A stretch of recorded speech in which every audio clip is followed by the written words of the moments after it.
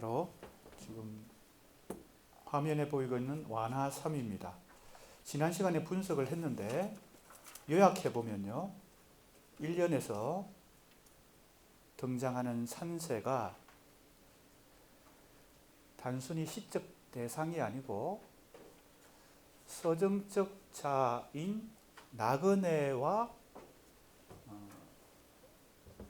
연결되는, 그러니까 시적 주체 혹은 화자에 해당되는, 화자는 지금 이 시에서 말하고 있는 사람이니까 나그네라고 부르는 이 나그네도 화자는 아니죠. 그죠? 자기 자신이 아니니까요. 하지만 이 나그네는 화자가 자기 자신과 하나의 연결고리를 가지고 있는 주체에 해당됩니다. 이 시 전체에서. 그러면 산세는 대상일까요? 단순한 대상이 아니라는 겁니다. 이 산세의 운명이 바로 나그네의 운명과 직결되고 연결된다는 거죠. 그래서 시에서 주체와 대상의 관계를 단순하게 생각하면 안 된다. 상당히 복잡한 연관성이 있을 수도 있다는 겁니다. 이 산세의 처지는 구슬피 울음 우니까, 구슬프다 하는 것은 슬픔의 일종이겠죠. 슬픔을 가지고 있는 존재인데, 그리고 그 슬픔을 표현하는 방식이 울음입니다. 새가 우는 것을 그렇게 지금 우리는 의미 부여를 하는 거죠. 이 화자가요, 구슬피 울음입니다. 그 원인은 무엇입니까? 바로 산이라고 하는 것은 지상의 공간이죠. 하늘을 우러러 하늘에 도달하고자 하지만 너무 머니까, 멀다는 것은 도달하기 어렵다는 뜻이죠. 자, 그래서 이 1년이 이 조지훈 씨의 시의식 혹은 시 정신의 어떤 구도를 보여준다는 겁니다. 가장 기본적인 구도. 뭐예요? 지상과 천상 사이에서 새로 대표되는 어떤 생명을 가진 존재가 슬플 수밖에 없는 이유가 있다. 그죠? 이 지상의 삶이 그냥 평화롭고 행복하면 슬프지 않겠지만, 지상에 만족하지 않고 어디를 추구해요? 보통 우리가 그걸 지향한다 그러잖아요. 하늘을 지향하기 때문에, 그러나 멀기 때문에, 그죠? 도달할 수 없기 때문에. 그러니까 수구와 좌절, 다른 말로 하면 지향과 실패, 이것이 1년에 농축되어 있습니다. 그냥 읽으면 너무 간단하죠. 차온산 바위 위에 하늘은 멀어 산새가 구슬피 울음온다. 그냥 하나의 자연의 풍경인 것처럼 보이지만 이 안에 조금 깊이 작품을 해석해 보면 그런 정신의 구조가, 그죠? 숨어 있다. 그리고 그것이 산세라고 하는 대상, 시적 대상의 어떤 처지가 아니라 바로 나그네의 처지로 연결되겠죠. 그런데 그 이연이 바로 뭘 보여준다고요? 그거는 구름이 흘러가는 거니까, 그죠? 위로 올라가는 게 아니고 흘러가는 거니까 수평적으로 지금 움직입니다. 물길도 수평으로 움직여서 700리나 가고 있습니다. 이게 바로 이 나그네의 모습의, 1년의 산세의 모습이 나그네로, 2년의 이 구름과 물길의 모습이 바로 나그네의 처지와 다 연결이 되니까 1년도 3년으로, 2년도 3년으로 어디에 집중이 돼요? 나그네라는 주체에 집중이 됩니다. 나그네는 시를 쓰는 조지훈의 이 시인의 정신세계가 가장 직접적으로 드러난 어떤 시의 존재 혹은 주체겠죠. 나그네가 가지고 있는 본질은 뭘까요? 한 곳에 안정감을 가지고 정착하지 않고 계속 유랑합니다. 요즘 유행하는 말로 하면은 유목이죠. 유목. 그걸 노마드라고 그러죠. 노마드. 들레즈라고 하는 프랑스 철학자가 그 노마드 사상을 현대 철학으로 제시해서 굉장히 곽감을 받았죠. 노마드. 우리 현대 철학에 혹은 현대 인문학에 이 노마드, 유목 사상이라고 하는 게 굉장히 광범위하게 퍼져 있습니다. 물론 조지훈 시인이 뭐 들레즈의 철학을 알았을 리가 없고 시대가 다르니까. 하지만 이 나그네의 정신이, 나그네의 유랑 의식이 조지훈 시인의 시 의식에 아주 중요한 요소를 차지한다. 그러면 도대체 이 유랑 의식의 정체는 뭐냐? 1년과 2년이 잘 보여준다는 겁니다. 그죠? 그러면 유랑의 가장 기본적인 본질은 하늘을 추구하는 것인데, 그것이 성공하지 못하고 실패하고 좌절하기 때문에 어떻게 돼요? 수평적으로 계속 유랑할 수밖에 없는데, 마치 뭐처럼 구름이 흘러가듯이, 물길이 강물이 흘러가듯이 이렇게 유랑을 한다는 겁니다. 근데 이제 꽃잎이 등장하고 그 다음에 밤이 등장하는데, 이제 이 논문은 그동안 조지훈 씨가 많이 연구되었기 때문에, 특히 이 논문은 항상 새로운 걸 주장해야 된다 그랬죠. 논문의 생명은. 그러니까 기존에 많이 연구됐던 걸 또 되풀이하거나 반복하거나 그걸 짜집기 하거나 재구성하거나 뭐 이렇게 하면 별 가치가 없겠죠. 어떤 논문이든 자기가 새로운 주장이 필요합니다. 그래서 내가 이 논문의 제목에서도 청각적 이미지에 주목해 보겠다라고 한 것이죠. 왜냐하면 그동안 주로 회화적 이미지, 율동, 시각적 이미지에 중심을 두고 조지훈의 시가 연구되어 왔기 때문에 차별성을 갖는 것입니다. 그래서 이 시 한 편에서도 청각적 이미지에 주목해야 되겠지만, 그 주된 목적 이외에도 이 작품에서 중요한 어떤 미학적 특성이 나타나는 것도 같이 더불어 부수적으로 살펴볼 필요가 있죠. 그래야 청각적 이미지를 좀 더 온전히 해석해낼 수 있겠죠. 내가 연구하고자 하는 주 목적이 청각적 이미지라고 해서 그것만 집중해가지고 시에서 분석하다 보면 어떻게 돼요? 편협하고 기계적인 분석이 되기 쉽습니다. 나는 주 목적은 그것이지만, 청각적 이미지를 새롭게 해석하는 것이지만, 그걸 위해서라도 여기 나오는 새의 특성, 하늘과 땅의 관계, 그죠? 구름과 강물이 왜 이렇게 흘러가는가? 그리고 나그네의 모습과 꽃잎과 특히 이 밤의 모습. 상식적으로 이해가 되고 해석되는 것은 크게 중요하지 않습니다. 왜? 그것은 누구나 쉽게 이해할 수 있는 거니까. 그러나 상식을 벗어나거나 예외적인 것이 오히려 시에서 혹은 문학에서 더 중요합니다. 이 시도 마찬가지예요. 문학이 보편성을 추구한다는, 문학과 예술이 보편성을 추구한다는 상식을 갖고 있어서 자꾸 보편적인 것만 자꾸 해석해내고 이런 사람이 있습니다. 그 잘못된 생각이에요. 문학과 예술이 보편성을 궁극적으로 추구한다는 그 말의 속뜻은 특수하고 예외적인 것을 통해서 보편성에 도달하는 것입니다. 알겠습니까? 그래서 과제물을 하건 논문을 쓰건 너무 뻔한 얘기들, 상식적이고 상식적이고 관습적인 것만 찾아내는 사람들. 중고등학교 문학 교육이 그렇게 대체로 하고 있고, 수능 시험을 위해서 그렇게 보통 하고 있어서 이게 문학 교육 대학교까지 포함해서 중고등학교, 대학교의 문학 교육이 사실 문제가 있는데, 거기에 대해서 더 자세히 얘기할 수는 없고, 아무튼 다른 형식적 특성들도 살펴봐야 된다.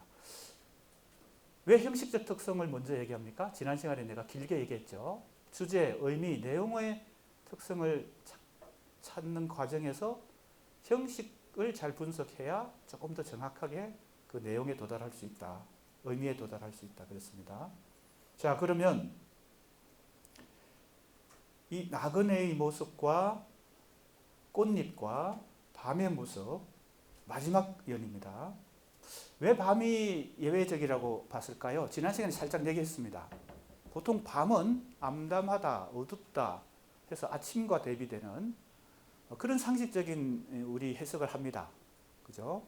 검은색은 어둡고 암담하고, 흰빛은 밝고 희망적이고, 이런 우리의 상식을 갖고 있는데, 시인들이 예술 행위를 할 때 의도적이든 무의식적이든 그 상식에 근거해서만 창작 활동을 하지 않습니다. 상식을 뛰어넘는 경우들이 오히려 더 중요하고 그것이 예외적인 것이 중요합니다. 이 밤이 나는 중요하다고 봤습니다. 물론 꽃잎도 기본적으로 중요하죠.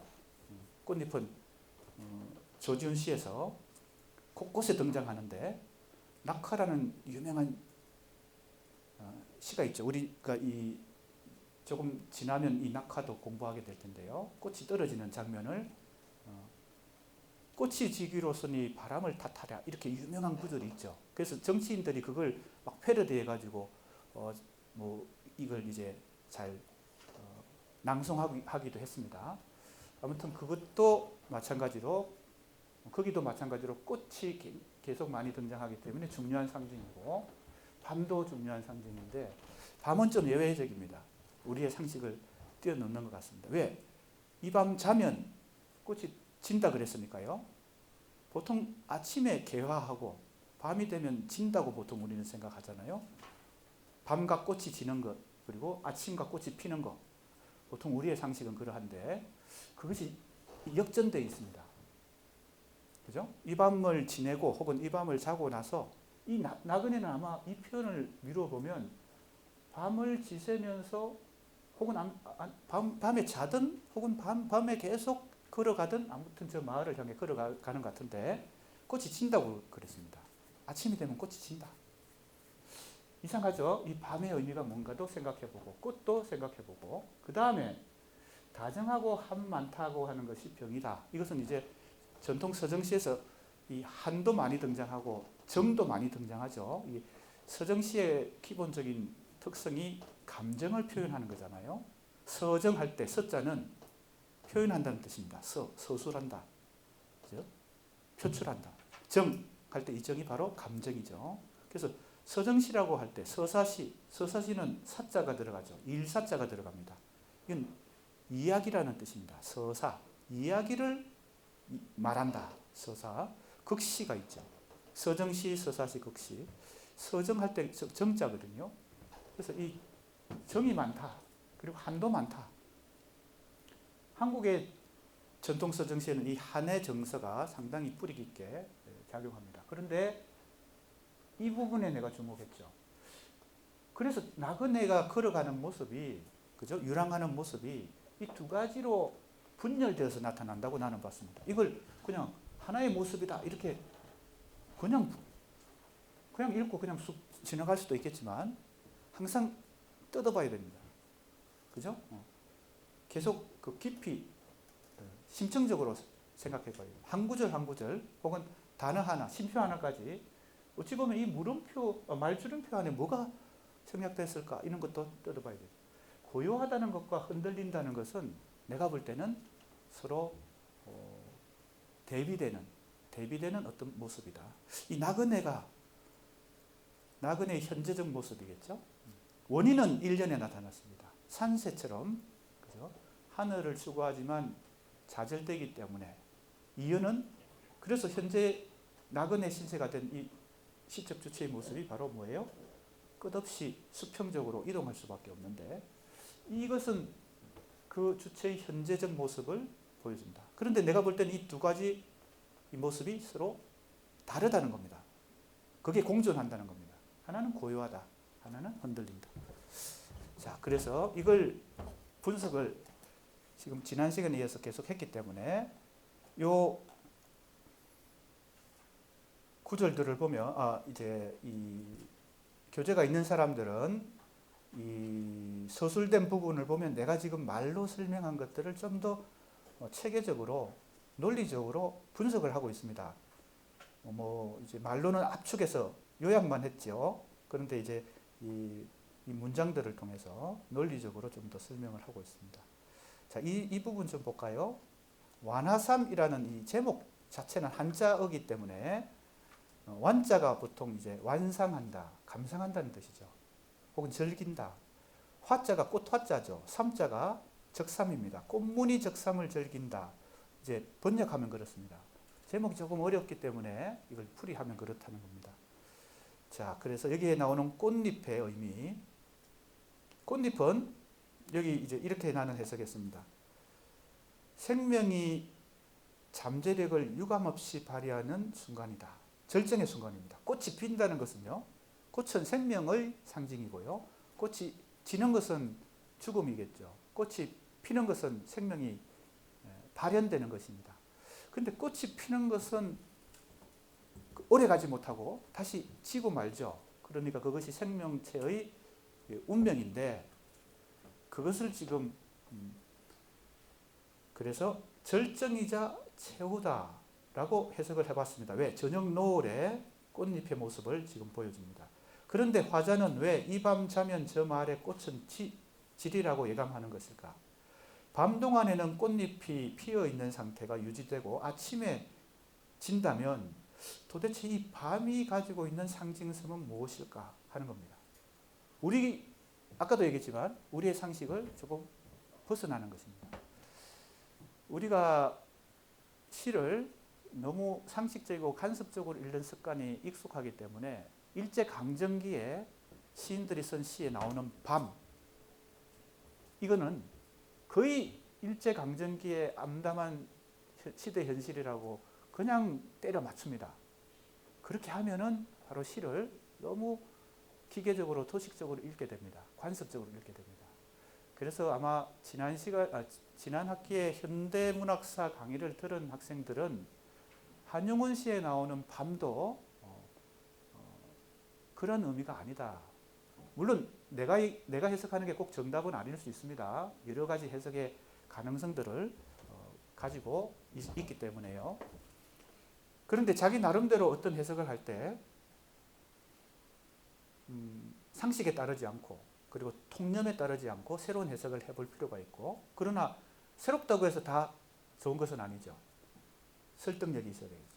그 설득력과 논리력을 갖춘다는 것은 일단은 그 해당 작품 한 편 속에서 전후관계 혹은 해석의 설득력을 갖춰야 되고, 그 한 편뿐만 아니고 그 시인의 시세계 혹은 시집, 최소한 한 권의 시집 속에서 그 밤이면 밤, 꽃이면 꽃, 그 어떤 형식적 특성, 지금은 이미지죠. 형식은 여러 가지가 있다 그랬잖아요. 꼭 이미지만 형식이 아닙니다. 하지만 지금은 이제 이미지, 특히 상징, 꽃도 상징이고 밤도 상징이니까 이미지 혹은 상징성이라고 하는 여러 시의 형식들 중에서 이미지와 상징에 주목하고 있는 셈이죠. 그게 운율이든 화자든 어조든 다른 어떤 시의 형식을 그죠? 새롭게 분석해도 됩니다. 자, 그래서 이것은 이 작품 한 편에서 이 밤의 새로운 의미를 도출하기가 쉽지 않습니다. 그래서 조지훈 씨 전집 전체 속에서 밤이 등장하는 작품들과 같이 함께 앞으로 해석을 해보려고 합니다. 그래서 이걸 염두에 두고 있으면 됩니다. 밤 잊어버리지 말고 나중에 다른 작품에서도 밤이 등장하면 같이 이 작품과 함께 비교하면서 밤의 상징성을 새롭게 해석해 보자는 겁니다. 자, 이 질문을 염두에 두면서 논의를 계속 진행해 보자. 나그네는 이 밤에 속해 있는 존재이고, 자, 여기 고요히와 흔들리는 상반된 모습을 이제 해석하는 부분입니다. 내가 볼 때는 이것이 조지훈 씨의 미학적 원리를 이루는 청각적 이미지와 연결된다. 이것도 일종의 엄밀한 논증이기보다는 가설에 해당됩니다. 왜 이 태도가 왜 청각성과 연결되느냐? 태도는 어태적인 거고 청각적인 것은 어성적인 거죠. 우리가 어태어와 어성어가 있잖아요. 이 태도의 모습은 형상적인 것이고 청각적인 것은 소리니까요. 그러나 내가 미학적 원리의 측면에서는 통한다고 본 것입니다. 무엇이요? 이 고요히 하는 것은 소리 없는 세계, 소리 없는 이미지, 무소리 혹은 소리 없음의 세계. 침묵이라고 하면 약간 혼란이 될 수 있습니다. 내가 이제 논문을 쓸 때 이렇게 썼는데 침묵을 사전에 찾아보면 소리 없는 상태 이렇게 나옵니다. 그래서 이것은 이미지는 현상이거든요. 이미지 반대말은 개념어잖아요. 이게 개념어 같기도 합니다. 어떻게 보면 침묵은 이미지가 아니라 개념어 같기도 해요. 그래서 이 단어보다는 소리 없음이라고 쓰는 게 더 좋았겠다 생각됩니다. 하지만 사전 찾아보면 신목도 추상어, 개념어가 아니고 이미지처럼 풀이가 되어 있습니다. 이건 그냥 소리 없음이라고 생각하면 되겠습니다. 고요히라는 태도는 소리 없음이라는 청각적 이미지와 상통하는 것 같고, 흔들린다는 것은 어떤 소리가 있는 것과 상통한다고 나는 일단 보았습니다. 이거는 엄밀한 논증이 아니죠. 그렇게 추측하는 거니까. 그래서 이걸 가설로 삼아서 이제 다른 작품들 속에서 가설은 검증을 해야 되는 거죠. 아직은 설득력이 부족하니까요. 자, 그 움직임의 모습과 청각적 이미지가 어떻게 연관되는지. 자, 그 다음에 이 부분도 일단 내가 좀 더 적극적으로 해석을 해보는 겁니다. 조지훈의 뭐예요? 주제의식 혹은 내용, 그죠? 시의식. 자, 이미지를 통해서 내가 시의식을 도출하려고 하는 것이 이 논문의 목적이잖아요. 이미지를 통해서 시의식을. 자, 그런데 고요히는 소리 없는 청각적 이미지와 연결되고, 궁극적으로는 시간의식으로 따지면 영혼의 시간의식과 연결된다는 겁니다. 고요한 이 나그네의 고요한 모습은 궁극적으로 조지훈 시 세계 전체에서 영혼성이라고 하는 시간의식과 접목이 된다. 그러면 흔들린다는 것은 어떤 시간의식과 접목이 될까요? 찰나, 순간적인 것. 그건 이제 유한한 세계 속에서 작동하고 있는 시간성입니다. 영혼성이라고 하는 것은 무한한 세계에서 작동하는 시간성이죠. 그래서 조지훈 씨의 주제의식과도 궁극적으로 이 태도, 두 가지 태도죠. 고요히라는 태도와 흔들리며라는 태도가 연결된다. 그래서 시는 정말 보통의 우리가 사용하는 언어보다 미미하고 섬세하고 미세한 언어이기 때문에 하나의 단어라도 좀 더 음미하면서 읽어야 그 속에 숨어있는 뭐도 찾을 수 있다고요? 의미들을 섬세하게 찾아낼 수 있다.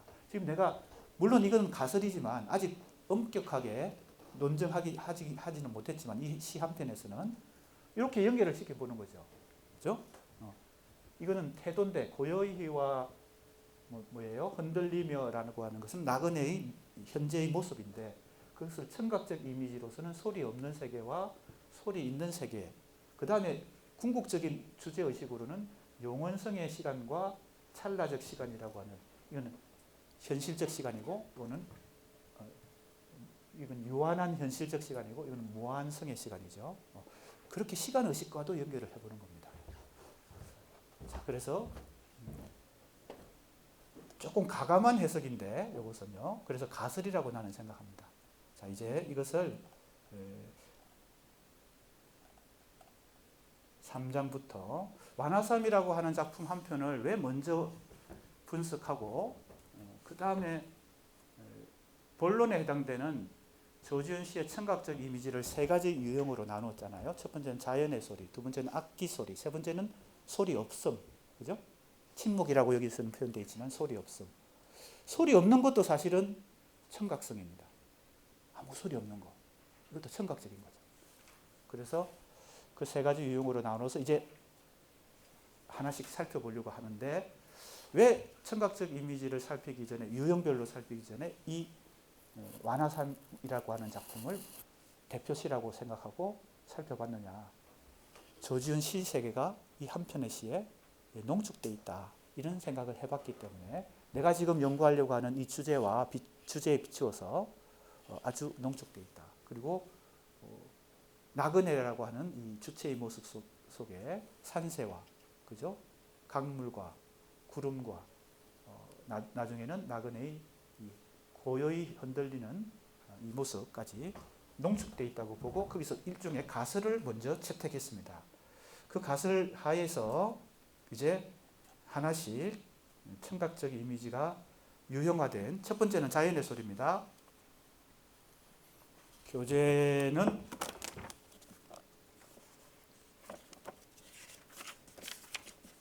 185쪽입니다. 자연의 소리라고 했으니까 어떻게 보면 가장 먼저 떠오르는 것은 조지훈 씨의 등장하죠. 조금 전에 완화삼에도 새의 구슬피 울음 우는 소리가 있었으니까 그것도 자연의 소리죠. 새소리. 그 다음에 강물도 흘러가죠.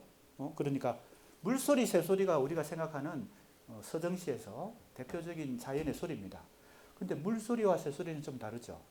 새소리는 생명이 내는 소리고 물소리는 무생물이 내는 소리입니다. 그래서 그걸 일단 그냥 물질적으로 구분을 했습니다. 거기 나오죠. 조지훈의 시에서 소리의 청각적 이미지는 자연의 소리 계열과 악기 소리, 악기는 청각적 이미지 중에서도 자연의 소리하고는 구별되죠. 이건 인간이 연주하는 거니까. 그리고 자연의 소리는 다시 무생물 계열과 동물의 울음소리로 나타난다. 이렇게 일단 분류를 해놨습니다. 이것은 아주 뭡니까? 기초적인 분류입니다. 자, 이렇게 전개해 나가는 거. 자, 내가 형식을 통해서 주제에 도달해야 된다. 그죠? 지금 이 논문은 청각적 이미지를 통해서 시의식 혹은 주제의식에 접근하려고 하잖아요. 큰 틀에서 이런 접근 방법이라든지 지금 이렇게 다시 청각적 이미지의 첫 번째 유형인 자연을 다시 이렇게 무생물의 소리와 동물의 소리, 즉 생명의 소리 이렇게 구분해서 하나씩 유형화해 나가는 과정은 어찌 보면 뭐라고 할까요? 의미 부여하기 이전 단계입니다. 즉 축구로 따지면 빌딩을 해 나가는 것입니다. 그죠? 골을 넣기 위해서는 수비 진영부터 공격 진영까지 이 빌드업 작업이 중요하잖아요. 바로 골을 넣을 수 있는 게 아니잖아요. 우리가 이제 시를 분석하는 것은 마지막에는 이제 주제를 새롭게 의미나 주제나 내용을 새롭게 밝혀내는 것인데 그게 축구로 따지면 골을 넣는 것인데 지금 빌드업 작업을 해나가야 된다는 겁니다. 수비에서부터 패스를 잘해서 공격까지 전개를 해나가야 됩니다. 이걸 건너뛰고 바로 자꾸 주제를 생각하거나 이런 절차 없이, 그죠? 분석의 틀을 체계적으로 차근차근 이렇게 밟아 나가지 않고 이 단계는 어찌 보면 물질적인 단계입니다. 아직은 정신적인 단계까지 도달하지 않았어요. 그런데 이게 필요합니다. 왜? 이것이 약간 비유를 한다면 약간 엿길로 쓰는 것 같지만은 법정에서 형사사건 혹은 살인사건을 형사가 뭡니까? 범인을 찾아서 최종 유죄 판결을 받으려면 물증이 필요합니다. 아무리 심정이 A라는 사람이 범인이라고 심정이 가더라도 물증을 확보하지 못하면 그것은 법정에 가서 무죄 판결이 납니다. 유죄 판결을 이끌어낼 수 없어요. 그것과 마찬가지입니다. 그 물증이라고 하는 건 뭐예요? 철저히 물질적인 것이죠. 물증. 심정이 아무리 조지훈 씨 읽어보니까 이런 주제구나. 한 번에 알겠어. 그죠? 읽어보면 대체로 압니다. 서정시는 쉬우니까. 그런데 이 시를 분석하거나 논문을 쓰거나 비평을 하거나 이럴 때는 물증을 가지고 확실하게 논리적이고 합리적으로 해석을 이끌어내야 됩니다. 그렇지 않으면 이 리포트나 논문을 읽는 사람들이 설득을 못 받는 거죠. 그죠? 이 사람이 주장하는 것이 이 논문을 쓴 사람이 주장한 것이 별 설득력이 없어집니다. 알겠습니까? 그래서 이런 절차, 물증을 확보해서 하나씩 접근해 나가야 된다. 범인을 찾아야 된다.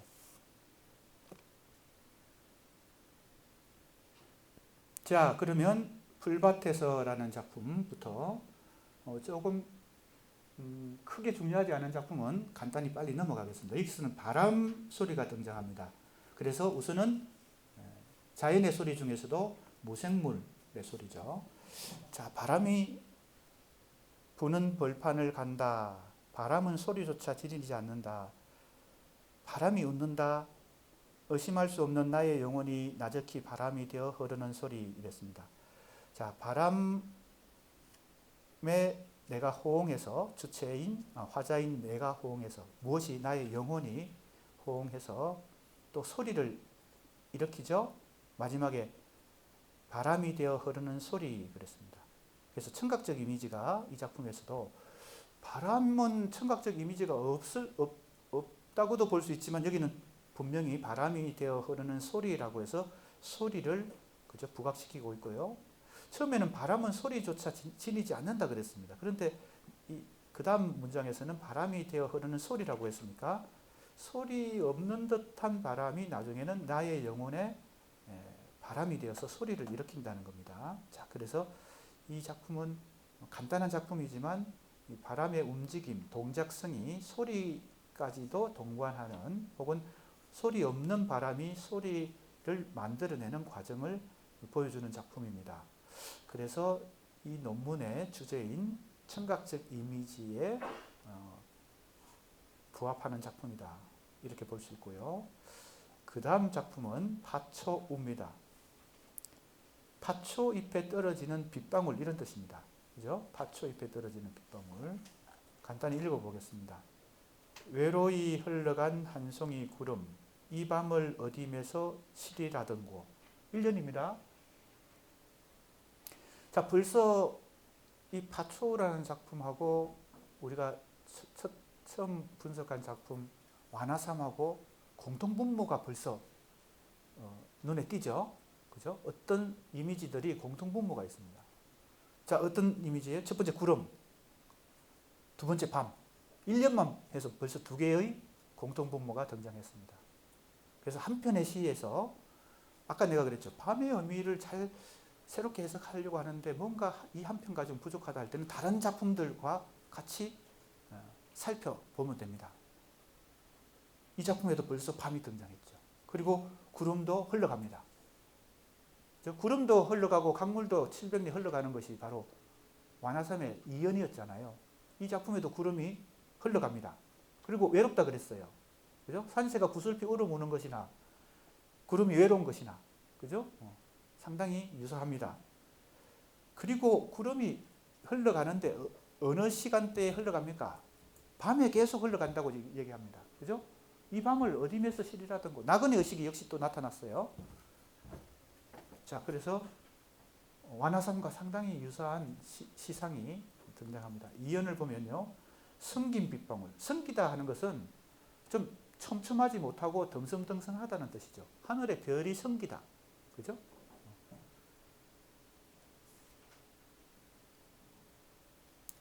정지용의 시에 성긴 별이란 아주 유명한 구절이 있습니다. 성긴, 덤성덤성하게. 그러니까 빗방울이 후두둑 떨어지는데 파촌잎에 후두기는 저녁 어스름. 시간대가 비슷하죠. 완화삼하고. 그죠? 밤을 앞두고 있는 저녁 무렵입니다. 그리고 예상하기에 이 밤에 이 구름도 계속 흘러갈 것이다. 나그네도 밤에 계속 걸어서 그죠? 그 마을에 도달하려고 하는 거겠죠. 창 열고 푸른 산과 마주 앉아라 그랬어요. 창을 열었습니다. 그렇으니까 지금 화자는 실내에 있는 것 같아요. 실내에서 창을 열고 비가 후두둑 내리니까 저녁에 밖을 내다봤습니다. 그런데 푸른 산이 보였어요. 그죠?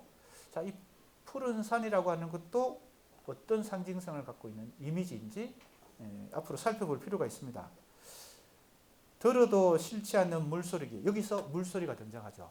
이 물소리는 빗소리인 것 같습니다. 그죠? 자, 그러니까 이 작품도 자연의 소리가 잘 형상화되었습니다. 날마다 바라도 그리운 산아 했으니까 푸른 산을 날마다 바란다 그랬으니까 날마다 그리워하고 추구한다라고 볼 수 있습니다. 자, 그러면 이 시적 주체가 그리워하는 혹은 추구하는 혹은 지향하는 세계는 완화삼에서는 하늘이고요. 파초우에서는 푸른 산입니다. 일단은 그렇죠. 자, 푸른 산과 하늘의 관계를 잘 생각해 보세요. 어떤 유사성이 있죠. 그런 것들도 이제 작품과 작품관을 같이 비교하면서 더 한 시인의 시세계에 근접해 볼 수 있습니다. 한 편의 시 가지고는 부분이니까요. 그 다음 보세요. 온 아침 나의 꿈을 스쳐간 구름 이 밤을 어디에서 시리라던고. 자, 구름도 등장하고요. 그 다음에 이 밤을 어디에서 시리라든고 이렇게 또다시 밤이 등장합니다. 밤이 뭔가 의미심장하게 형상화되어 있다. 이 작품에서도 유랑의식이 나타나고 어떤 소망과 지향성이 나타나죠. 그러나 그 소망과 지향성이 완전히 성공하지 못하기 때문에 어떤 슬픔, 고독, 그죠? 고단함 뭐 이런 것들이 이런 의식이 혹은 이런 분위기가 잘 나타납니다. 그리고 방황 이런 게 나타난다. 이것이 조지훈의 시세계이다 라고 볼 수 있습니다. 자, 이제 빗방울로 대표되는 빗방울이 들려주는 이 물소리가 바로 이 작품에서 가장 핵심인데, 그래서 제목도 파초우잖아요. 그러면 이 시에서도 이 빗방울이로 등장하는 이 물소리 할 때 이 소리, 청각적 이미지가 이 시에서 이 푸른 산으로 대표되는 어떤 추구하는 세계, 지향하는 세계, 그죠? 이상 세계에 도달하는 어떤 통로가 된다고 역시 가설로 한번 생각해 볼 수 있습니다. 우리가 작품을 표면적으로만 너무 기계적으로 해석하지 말고 깊이 음미하다 보면 뭔가 더 심층적인 해석을 해볼 수 있습니다. 그죠? 도대체 이 소리라고 하는 게 이 시적 화자 혹은 주체에게 어떤 것을 환기시키느냐. 그죠? 푸른 산이라고 하는 그 자기가 생각하는 이상 세계에 조금 더 근접할 수 있는 어떤 통로가 된다. 그죠? 어떤 힌트가 된다. 이렇게 볼 수 있습니다.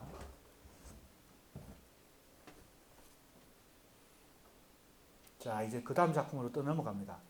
보다 자세한 것은, 자, 여기는 이렇게 지금 내가 설명한 것을 문장으로는 이렇게 서술해 놨습니다. 그러므로 빗방울이 들려주는 물소리는 화자가 푸른 산으로 대변되는 이상적 가치를 추구하며 유랑하는 과정에서 생기는 고독과 슬픔과 방황의 산물인 동시에 그것을 딛고 각성의 계기를 제공하는 매개물이다. 이랬습니다. 고독과 슬픔과 방황의 산물이다 그랬으니까 이것은 결과물이기도 하고, 그죠? 슬픔의 어떤 상간물이기도 하고, 슬픔을 잘 표현하는 빗소리 혹은 빗방울이, 또 하나는 이 어려운 어디에 도달하고 해요? 푸른 산에 도달하고자 하지만 그 영혼이 자꾸 좌절되니까 현실 속에서는, 그러나 그 고단함을 다시 일깨워주는 각성의 어떤 계기이기도 합니다. 하나의 이미지 상징이 단 하나의 의미만 가지고 있지 않고 아주 미미하고도 복잡한 의미를 동시에 가지고 있는 경우들이 많이 있습니다. 그걸 중의성이라고 하거나 다의성이라고 하죠. 그래서 시를 조금 더 섬세하고 깊이 있게 해석하는 중요한 것은 하나의 이미지, 하나의 상징이 단 하나의 의미만 가지고 있다 이렇게 생각하면 너무 단순해집니다. 실제로 작품은 복잡 미묘한데, 작품이 가지고 있는 의미는 복잡 미묘한데 해석자가 자꾸 단순하게 해석하는 겁니다. 그래서 때로는 이중성을 가질 때도 있어요. 이중성이란 말은 뭐예요? 서로 모순 대립되는 의미를 동시에 가질 때, 이런 경우도 있습니다. 어떨 때는 지금은 내가 좀 이 의미를 두 가지로 해석했는데 이것은 반드시 모순 대립은 아니죠. 하지만 조금 더 복합적인 의미를 가지고 있다. 이 빗소리가. 자, 이제 자연의 소리 중에서 무생물, 빗소리와 앞에 바람소리, 무생물이죠. 이제 자연의 소리 중에서 새소리, 동물의 소리를 한번 살펴봅니다. 많이 등장합니다. 조준시에. 이 작품은 앵음설법입니다. 이 제목이 한자어로 많이 조지훈 시인이 전통 미학을 많이 연구하신 분이고 불교적 상상 사유도 있기 때문에 제목에 한자가 많이 사용되는데 어렵게 생각할 필요 없습니다.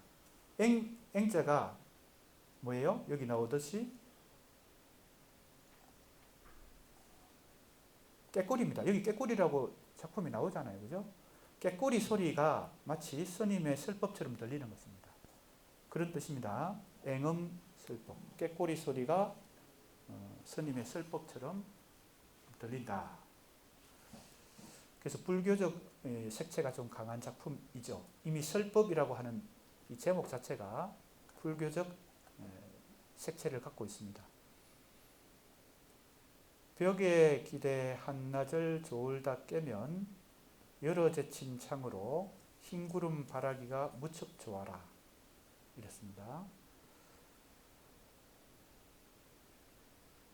화자가 아마 어떤 그죠? 절의 풍경을 묘사하고 있는 것 같습니다. 이연을 보면 노수자가 등장하잖아요. 이제 나이가 많은 수자. 이제 아마 이 절에서 돌을 닦는, 그죠? 절에서 수련하는 그런 존재인 것 같습니다. 노수자는 오늘도 바위에 앉아 두 눈을 감은 채로 염주만 샌다. 이렇게 했으니까 절의 풍경과 그 절에 있는 노수자의 풍경까지 지금 상당히 관조하듯이 묘사하고 있습니다.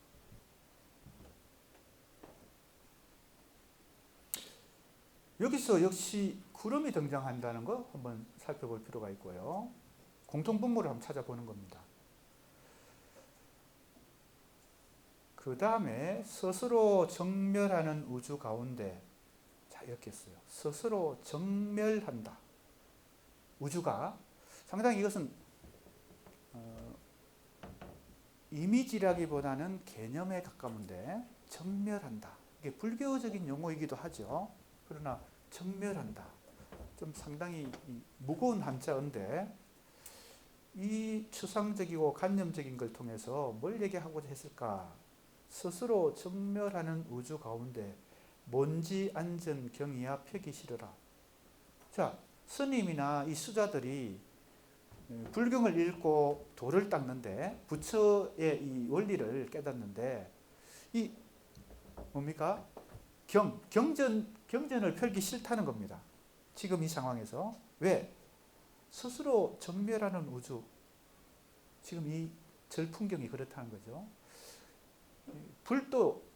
불도를 이 경전에서 찾는 것이 참 지금 부질없다. 이렇게 생각할 수 있다는 겁니다. 지금 이 상황 자체가요. 전년이 어리는 골아지랭이 피노니 떨기남에 오짖는 꾀꼬리 소리. 자, 그러니까 이 꾀꼬리 소리가 이 시에서 굉장히 사소한 것 같지만 이 정멸하는 우주의 아우라는 말 잘 알죠? 많이 쓰니까 어렵지 않죠? 아우라. 이 시 전체의 주제를 담고 있는 것은 오히려 이 아우라에 속합니다. 아우라가 이 작품의 핵심이에요. 어떤 분위기. 그 주제 가장 핵심적인 그 아우라를 자아내는 것, 혹은 형성하는 것, 뒷받침해 주는 것. 그죠? 배우에서 그 아우라를 만들어 주는 것. 그게 뭘까요? 핵심은 두 가지인데 정멸하는 우주가 핵심에 있지만 이것은 사실은 실체를 잡기 어려운 것입니다. 그죠? 그게 조준시에서 추구하는 이제 세 작품을 비교해 볼게요. 완화삼에서 하늘. 거기에 도달하지 못해서 산세가 구슬피 울음오잖아요. 그 다음에 두 번째 우리 공부했던 작품이 뭐죠?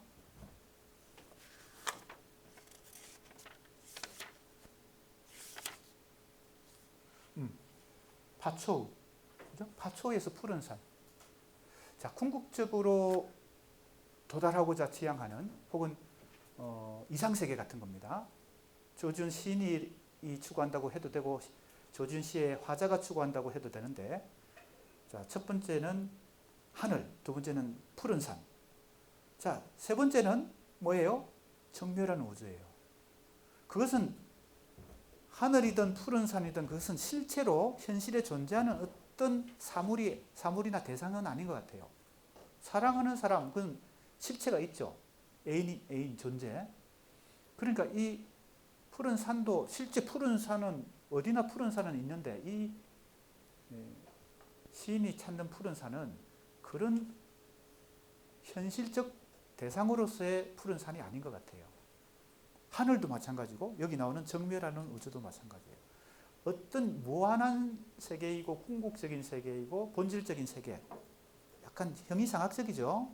그러나 그것을 시에서 그렇게밖에 표현할 수 없는 거죠. 하늘이라고밖에 표현 못하고 뭡니까? 푸른 산이라고밖에 표현 못하고 정멸하는 우주라고밖에 표현 못하는데 그것을 결정적으로 배후에서 형상화해 주는 것은 깨꼬리 소리라는 겁니다. 이 깨꼬리 소리로 인해서 바로 그 정멸하는 우주가 그죠? 시로서, 시적 언어로서 형상화될 수 있는 근거를 얻는 것입니다. 그러니까 시는, 문학은 어떤 지금 꼭 문학이 이 형이상학적이고 이렇게 어떤 무한한 어떤 궁극적인 본질을 추구하는 것만이 시나 문학의 목적은 아니겠죠. 하지만 조지훈 시인이나 또 어떤 한용운 시인이나 이렇게 형이상학적인 궁극적인 세계를 추구하는 어떤 궁극적인 무한한 세계를 추구하는 시인들 입장에서는 이걸 어떻게 언어로 형성하는가가 큰 골칫거리겠죠. 그죠? 그랬을 때 바로 이 깨꼬리 소리가 정멸하는 우주의 실체를 아우라를 만들어주는 중요한 역할을 하는 청각적 이미지다. 나는 그렇게 보는 것입니다. 깨꼬리 소리. 그래서 앵엄설법이라고 이 작품의 제목도 그렇게 해서 붙은 것 같아요.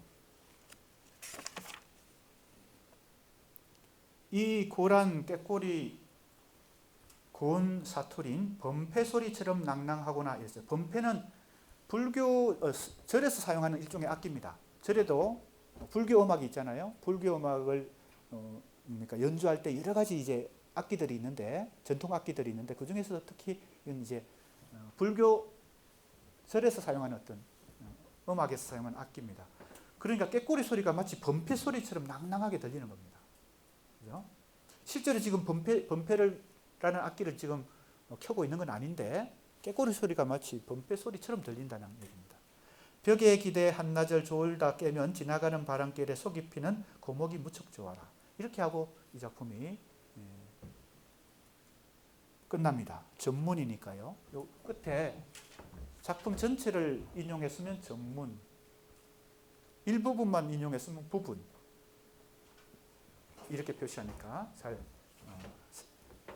보면 됩니다. 자, 그러니까 이제 자연의 소리 중에서 물소리, 바람소리 했고, 그 다음에 지금 이제 깨꼬리 소리 했어요.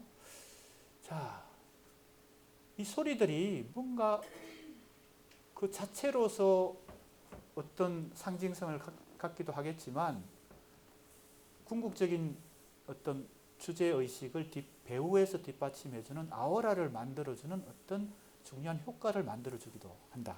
이렇게 볼 수도 있겠습니다. 그래서 교재가 있는 사람은 지금 내가 다 설명하지 못한 좀 꼼꼼한 이 분석과 해석도 이 교재의 문장 속에서 한번 잘 정리해 보면 되겠습니다. 자, 그 다음 작품 창입니다. 이제 깨꼬리 소리 다음에 이제 비둘기 울음소리입니다. 계속 이제 동물의 소리로 지금 등장하는 작품들을 분석하는 과정입니다. 창이란 작품인데요. 읽어가면서 또 청각적 이미지에 주목하고 1차적으로는 2차적으로는 청각적 이미지 이외에도 중요한 어떤 이미지들이 있는지 살펴보면서 앞에서 공부한 작품과 계속 뭐예요? 상호 해석을 해보는 겁니다. 그렇게 하면 조금 더 공통분모를 찾을 수 있겠죠. 내가 과제물을 이제 1차 과제는 시 작품 두세 편을 잘 엮어보라 했을 때 그 엮는다는 의미가 이런 것입니다. 한 편 한 편을 독립적으로 분석하는 것이 아니고 따로따로 분석해서 그냥 연결하는 게 아니고 두 개의 혹은 세 개의 작품이 가지고 있는 이 공통분모를 가지고 조지훈이면 조지훈, 뭐 김춘수면 김춘수, 그 시인의 시세계에 접근하면 조금 더 그러니까 근접할 수 있습니다. 한 편의 시 가지고 가설에 불과한데 두세 편을 같이 공통분모를 찾다 보면 밤의 상징성이 뭐다, 그죠? 꽃은 무엇이다. 이렇게 조금 더 정확한 의미. 왜? 밤도 조지훈의 밤과 김춘수의 밤과 김수영의 밤이 조금씩 다 다를 거 아니에요, 그죠? 그리고 한용운의 밤도 다를 테고요. 그러니까 그 시인이 가지고 있는 고유한 의미, 그죠? 똑같은 밤이라는 상징이라도 A라는 시인이 가진 의미와 B라는 시인이 가진 의미 다 다를 테니까 어떻게 그 정확하게, 그죠? 치밀하게 그 고유한 특수성에 도달해야 된다 하는 것입니다. 자, 이제 창이라는 작품입니다. 강냉이 수숫대 자란 푸른 밭을 뜰로 삼고 구름이 와서 자다 흘러가고. 자, 구름은 여기저기 어떤 작품에나 등장하죠. 그리고 구름의 속성은 뭡니까? 여기 말줄임표까지 있지만 흘러간다는 데 속성이 있습니다. 즉 나그네 의식을 시적 주체의 나그네의 유랑 의식을 대변하는, 대신 보여주는 어떤 이미지죠. 그냥 단순한 자연물이 아닌 것이죠. 서정시에서 자연물은 단순한 자연물이 아닙니다. 항상 시적 화자의 내면 세계를, 그죠? 비추어 주는 것이죠. 그래서 서정시가 되는 겁니다. 자연과 주체가 서정시 속에서 이제 서로 융합이 되는 거죠. 가고 가면 무덤길에 이른다는 오솔길이, 자, 오솔길이 있는데 가고 그 길을 따라가면 어디에 도달해요? 무덤이 도달한다는 겁니다. 그죠? 자, 그런데 비둘기 우는 밭머리에 닿았습니다 했습니다. 비둘기가 울고 있어요. 그 밭머리에 그 무덤으로 가는 그 오솔길을 계속 가다 보니까 비둘기가 울고 있는 걸 발견했습니다. 자, 이 작품의 지금까지 이 전개는 상당히 구슬프죠. 구슬프다기보다는 좀 비장하기도 하고 슬프기도 하고 고독하기도 하고, 언젠가는 인간이 혹은 모든 생명체가 죽음에 도달해서 무덤에 들어갈 테니까 가고 가면 끝내는 어디에 도달해요? 무덤이 도달하는 그 오솔길을 지금 가고 있는 겁니다. 그런데 가다가 비둘기 울음소리를 만난 것이죠. 그 비둘기 울음소리도 상당히 슬프고 고독하고 그런 느낌을 주죠. 그래서 조지훈 시인의 기본 시의 감정이라고 그럴까, 그것은 슬픔의 세계다 혹은 고독의 세계다. 왜? 나그네 유랑 의식이 조지훈 시 세계의 어떻게 보면 핵심이니까. 나그네의 정체 없는 유랑 의식이. 외로이, 여기도 외롭다는 말이 또 나왔어요. 그죠? 외롭다는 말을 안 해도 이미 외롭습니다. 그죠? 여기까지 읽어보면 엄청 외롭고 슬프잖아요. 그죠? 모든 존재론적 본질은 혼자라는 거니까. 그죠? 죽음도 혼자, 아무리 사랑하는 가족, 애인, 그죠? 누가 있더라도 죽음의 운명은 혼자 경험할 수밖에 없으니까 이 고독한 존재론적 고독은, 이 외로이라는 말을 안 써도 사실은 외로운데 또 외로이라는 말까지 썼어요. 외로이 쓰러지는 생명의 모든 그림자와 등을 마주대고 돌아앉아. 자, 엄청나게 절대 고독의 이 상황을 이 시가 말하고 있습니다. 그런데 절대 목소리를 높이지 않고 아주 잔잔하게, 아주 고요한 목소리로 이 슬픔의 고독한 세계를 지금 말하고 있죠. 모든 그림자와 등을 마주대고 돌아앉았다, 이렇게 말합니다. 모든 그림자와 등을 마주대고 돌아앉았다. 말없이 우는군. 그죠? 말없이 울 수밖에 없어. 지금 이 시의 화자만 그런 게 아니라 모든 생명체는, 모든 인간은 이런 운명을 가지고 있으니까 이 시를 읽으면서 공감이 안 될 수가 없습니다. 지금 이 오솔길을 걸어가다가 죽음이라고 하는 이 운명을 대면하는 것입니다. 그러니까 등을 맞대고 말없이 울 수밖에 없는 이 상황에서 이 작품의 이 존재론적 고독과 죽음이라는 주제의식을 조금 전에 얘기했잖아요. 적막한 우주를, 아우라를 만들어주는 결정적인 것은 뻐꾸기 울음소리였던 것처럼 이 시에서 그 존재론적 고독을 그 아우라를 뒷받침해 주는 것은 바로 뭐예요? 비둘기 울음소리입니다. 비둘기 울음소리를 만났습니다. 그래서 이런 시상을 전개하게 됩니다. 여기도 조지훈 시인이 궁극적으로 추구하는 어떤 무한한 세계, 그죠? 영원한 세계, 본질적인 세계가 여기도 등장합니다. 약간 관념적으로 등장합니다. 이건 이미지로 형상하기 어렵기 때문에 그렇겠죠. 적막한 우주도 그러니까 이미지로 도저히 형상할 수 없으니까 그 세계를 완화삼에서는 하늘이라고 표현했고, 그 다음에 푸른 산이라고, 파초에서는 푸른 산이라고 표현했고, 그 다음에 그 다음 작품에서는 앵음설법에서는 뭡니까? 정멸하는 우주라고 표현했고, 이 작품에서 지대한 공간이라고 말합니다. 그리고 무한에 통한다라고, 어떻게 보면 지금까지 다른 작품에서 좀 노출해왔던 자신의 주제의식을 여기서 한 단어로 표현하는데 그게 무한입니다. 어찌 보면 이것은 시인이 사실은 이게 노출하면 안 되는 것인데, 이 주제의식은 너무 핵심 주제인 무한이라고 하는 걸 단어로 그냥 이렇게 관념으로 노출해 버렸어요. 사실은 이건 좋은 방법은 아니죠. 현대시에서 이렇게 관념을, 주제의식을 관념적으로 이렇게 표현하는 거, 이것은 일종의 뭐라고 할까요? 조금 덜 떨어진 방법인데, 조지훈 시인이 좀 덜 떨어진 방법을 썼습니다. 아마 독자들이 잘 이해 못할 것 같아서, 그죠? 마음이 조급해서 그렇게 한 것 같기도 해요. 아니면 이 시에서 강렬한 어떤 슬픔의 그 주제가, 고독과 슬픔의 주제가 너무 강해서 이쯤에서 감정이 좀 표출한 것 같아요. 감정이 노출된 것 같아요. 지대한 공간을 막고 다시 무한에 통하나니 이랬어요. 자, 지대한 공간을 막고 다시 무한에 통한다는 말이 뭘까요? 무덤이라고 하는 것은 한 생명체의 죽음의 끝인데, 그 끝까지 도달하면 다음 세계가 열린다고 보는 게 아닐까요? 무한이라고 했으니까요. 보세요. 지대한 공간을 막고 다시 무한에 통한다 했으니까, 그죠? 이 절망에 빠질 수밖에 없는 이 생명체의 운명인 무덤, 그 너머에 다시 무한이 있다.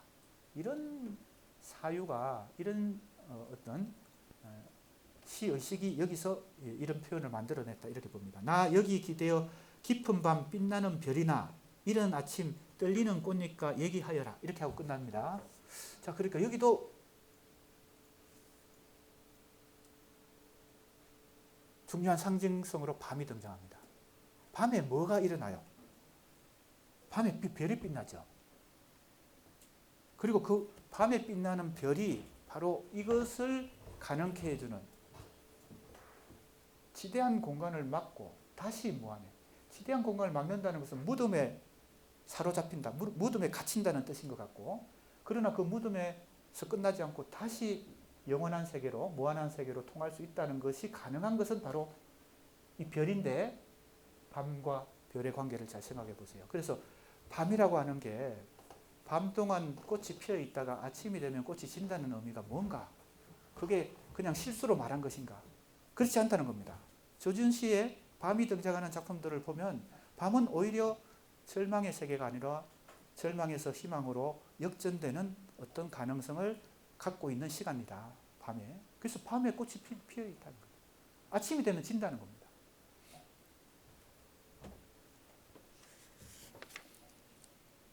자, 그래서 이른 아침 떨리는 꽃잎과 얘기하여라, 이렇게 하고 끝납니다. 여러 이미지들이 역시 등장하죠. 여러 상징들이 다 등장하니까 골고루 다 주목해야 되겠지만, 특히 여기는 어떤 청각적 이미지, 비둘기 우는 울음소리, 비둘기 울음소리에 주목할 필요가 있다. 그것이 바로 이 시에서 말하는 지대한 공간, 그리고 무한에 통하는 어떤 하나의 힌트를 그 청각적 이미지가 제공한다, 이렇게 생각해 볼 수 있다는 겁니다.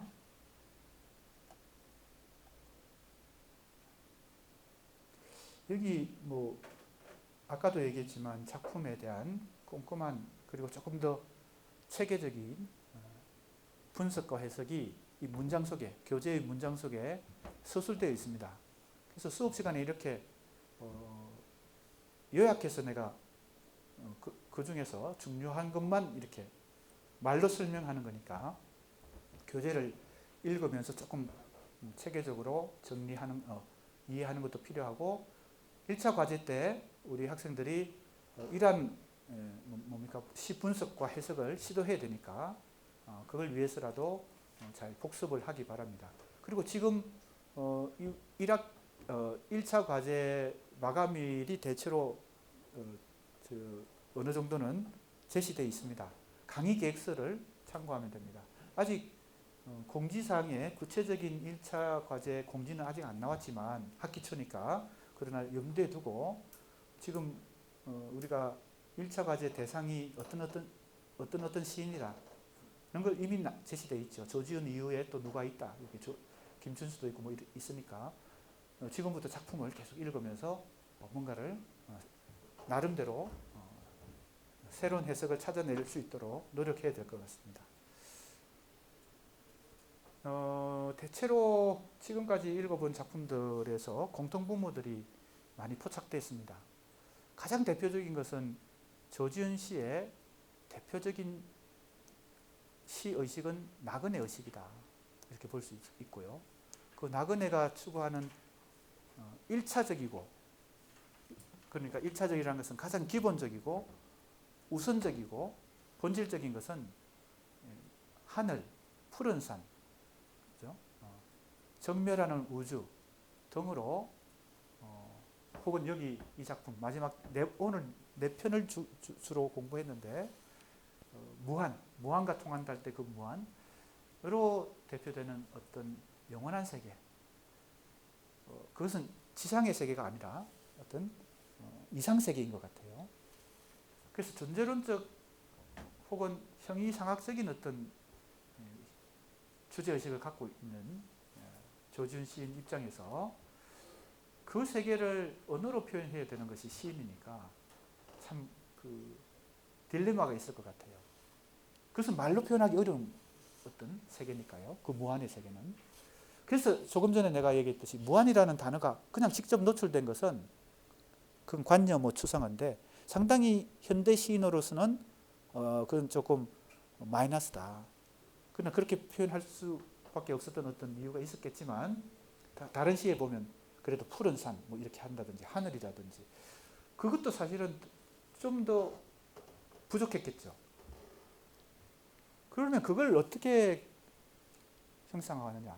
그건 실체도 아니고 대상도 아니고 사물도 아니고 우리가 만질 수 있는 것도 아니기 때문에 그 세계는요. 그 영원한 세계는. 그러니까 이 회화적 이미지로는 어떻게 해요? 시각적 이미지로는 이 율동도 묘사하고, 그죠? 아주 절묘하게 춤 동작도 묘사하고, 또는 풍경도 묘사하고, 꽃이 피는 모습, 지는 모습도 묘사하지만 이 궁극적인 주제 의식을 어떻게 언어로 표현할 수 있을까? 고민을 많이 했겠죠. 내가 볼 때는 그게 청각적 이미지가 그 아우라를 뒷받침해주는 어떤 중요한 이미지다. 그래서 청각적 이미지가 시각적 이미지보다 중요하다고 나는 생각하는데 그동안 아무도 연구를 안 했어요. 그러니까 그동안 내가 볼 때는 조지훈 씨의 더 중요한 본질적인 어떤 주제의식과 형상화 방식을 간과하고 약간 부수적인 것에 다들 주목해서 연구를 했다는 겁니다. 성무 같은 대표작을 보면 뭐 파르나니 깎은 머리 박사꽃걸에 감추고, 그죠? 사뿐히 접어올린 외시고선이요. 이러니까 그게 뭐 얼마나 시각적입니까, 그죠? 그 춤 동작을 율동을 아주 절묘하게 묘사하고 있으니까요.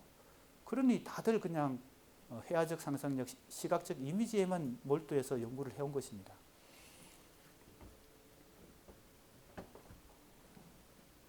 자, 여기 좀 보면 뭐 여기 해석이 내가 설명한 것들이 조금 체계적으로 서술이 되어 있습니다. 지대한 공간을 제시하고 다시 무한에 통하는 장면은 막힌 현실을 뚫고 생명의 궁극적 본질에 진입하는 모습이다. 이렇게 했습니다. 그래서 여기서 빛나는 별도 중요하고요. 별이 바로 이 무한에 접근하는 통로가 되죠.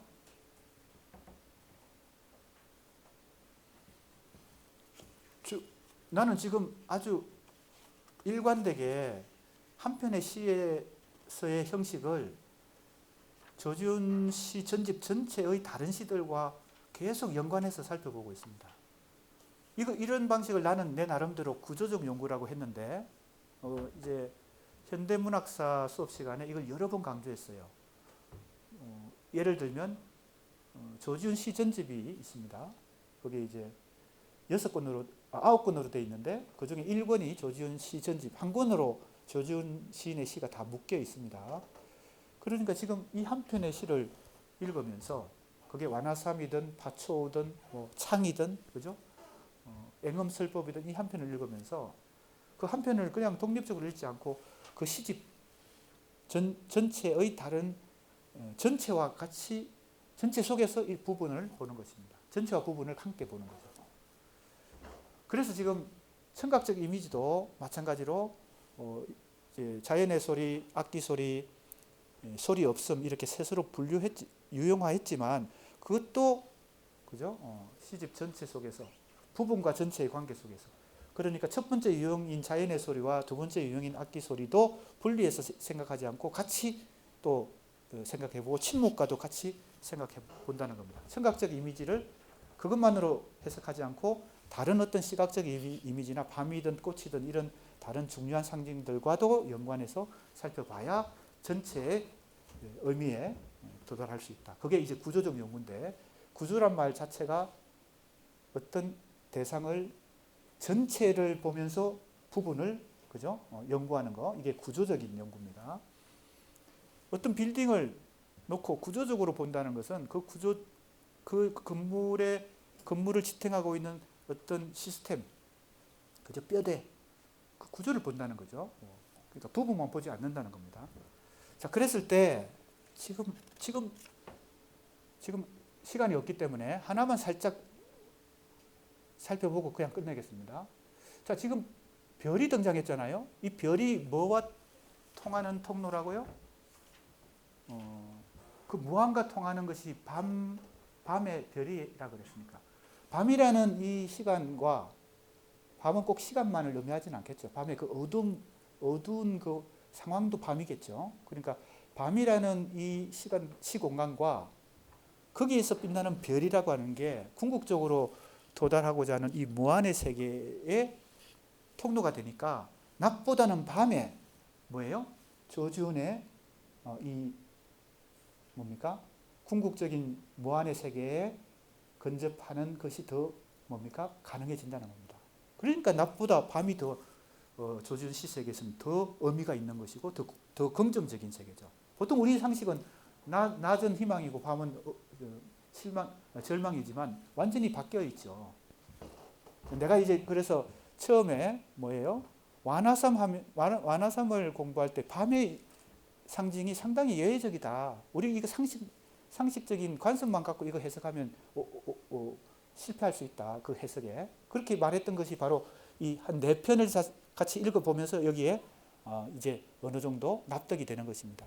그리고 이제 시간이 없기 때문에 하나만 그 밤과 별의 상징성이 왜 영혼의 세계로 통하는 통로이고 그래서 밤이 낮보다 조지훈 시에서는 더 중요한지 더 가치가 있는지 마지막에 우리가 공부할 작품입니다.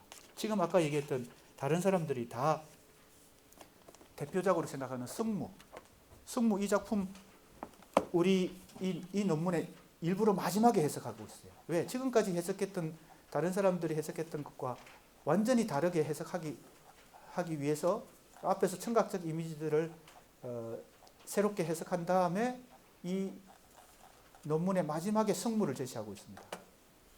자, 이 작품에서 바로 뭐가 등장합니까?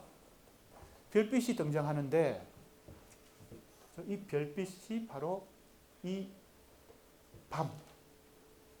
밤과 별빛이 어떤 무한의 세계에 통하는 중요한 통로입니다. 이 작품에서도요. 왜냐하면 이 성부도 지금 밤에 춤을 추고 있거든요. 이 밤사 깃돌이도 지새우는 상경인데 얇은 사 하얀 꽃갈은 고이 접어서 나빌려라 그렇잖아요. 그리고 이 밤이 별로 인해서 왜 지금 고뇌에 세속의 고뇌에 괴로워하는 이 인간 존재가 그죠? 인간 존재가 여기 밤이 나오죠. 빈대의 항촛불이 말없이 녹는 밤에 그죠? 달은 지고요. 자, 이 세속의 번뇌를 해결할 수 있는 하나의 지향점이 여기 나오는 먼 하늘 한 개 별빛입니다. 그래서 모두 온다고 표현했습니다. 까만 눈동자를 저 밤에 별에 모두 와요. 자, 그러니까 일단은 밤이 중요하다는 게 해명이 됐습니다. 별을 통해서 시적 주체가 추구하는 영혼의 세계에 도달할 수 있기 때문에요. 그런데 이 별도 시각적 이미지죠. 그래서 지금까지 이 작품을 통째로 왜냐하면 이건 춤을 추는 장면을 굉장히 율동의 묘사들을 잘했기 때문에 그죠? 고이저고 나빌레라 뭐 이런 것도 그렇고요. 여기 또 뭡니까? 휘어져 감기오고 다시 접어 뻗는 손이 깊은 마음속 거룩한 합장인양하고 이것도 다 이제 율동을 아주 절묘하게 묘사했습니다. 게다가 지금 빈대의 황촛불도 시각적 이미지고 밤에 이 결정적으로 별빛이 이 작품에서 아주 중요한 핵심 상징으로 등장합니다. 왜? 이 고뇌를 인간이 고뇌를 극복할 수 있는 하나의 지향성을 별빛에다가 두었으니까 이거 강력한 상징, 시각적 이미지잖아요. 황촛불도 그렇고요. 그런데 그래서 다들 그렇게 생각한 거예요. 시각적 이미지를 핵심이라고 생각한 거예요. 내가 볼 때 이 작품은 그 무한의 세계는 별빛을 통해서 접근할 수 있지만 사실은 더 근본적인 것은 이 작품에도 배우에서 청각적 이미지가 그 우주의 아우라를 떠받치고 있습니다. 한번 잘 보세요. 다 시각적 이미지인데 어디에 청각적 이미지가 등장하는지 보세요. 말없이 녹는다고 했을 때 내가 아까 말하는 이건 이제 앞으로 세 번째 유형인데 바로 소리 없음의 이 청각적 이미지 말 없음 말 없이 그 다음에 이겁니다. 깃돌이도 지시오는 삼경이라는 거죠. 그래서 이 작품에서는 시각적 이미지가 표면에 굉장히 강하게 노출되지만 청각적 이미지가 그 시각적 이미지와 어우러져서 그 무한의 세계 혹은 영혼의 세계를 그 아우라를 자아내는 역시 중요한 이미지인데 많은 사람들이 이 청각적 이미지는 무시하고 시각적 이미지만 가지고 조지훈 씨의 미학성을 미적 특성을 연구했다 이렇게 볼 수 있습니다. 그래서 이 작품에도 황촛불의 말없는 상황과 이 깃돌이 소리가 이 밤의 아우라를 아주 결정적으로 자아내고 있다. 그것이 주제의식의 밑바탕에 존재한다 이렇게 볼 수 있습니다. 이것은 미리 조금 살펴본 것입니다. 자, 오늘 시간이 됐으니까 여기까지 하겠습니다. 수고했습니다.